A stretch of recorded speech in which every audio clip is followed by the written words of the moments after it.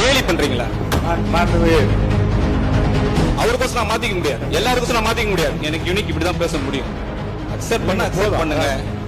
நான் உங்களுக்கோசம் சேஞ்ச் பண்ணிக்க முடியாது. நமது நிதியமைச்சர் அவர்கள் தமிழில் பல சொற்றொடர்களை அவர்கள் பேசாமல் விட்டுவிட்டார்கள்.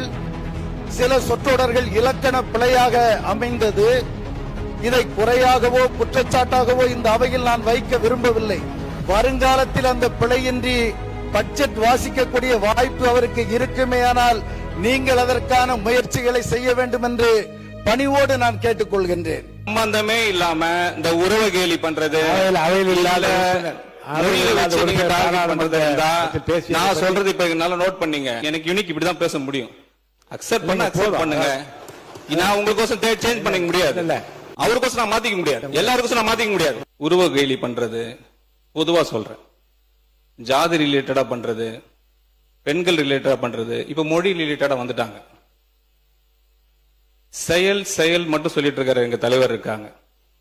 எனக்கு ஒரு மொழி என்னோட கிறிஸ்டியானிட்டி கத்து கொடுத்திருக்கு. அன்பு மொழி, அமைதி மொழி, இரக்கத்தின் மொழி. இது பாதி பேருக்கு எவ்வளவு தமிழ் படிச்சாலும் தெரியாது. நான் பைபிள்ல படிச்சிருக்கேன், பார்ன் கிறிஸ்டியன்.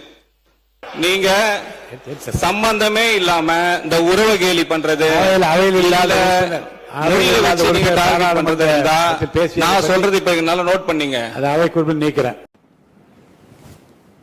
நமக்கு என்ன வருமோ அதை தான் பேச முடியும். மற்றவங்களுக்காக நாம் பேசுவதை மாற்றிக்க முடியாது. நமக்கும் வழக்காடு மொழி எதுவோ அதை தான் நம்ம பேச முடியும். அந்த மொழியை நாம் மரியாதையாக பேசினாலே போதுமானது தான். தமிழ்நாட்டில் ஒவ்வொரு மாவட்டத்திலையும் ஒவ்வொரு வழக்காடு மொழி உள்ளது. அதை தான் அவரும் பேசியிருக்கிறாரு. அவர் வாழ்ந்த சூழல், வளர்ந்த சூழல் இது. இதுக்காக இதெல்லாம் குறை சொல்லிட்டு இருக்கக்கூடாது.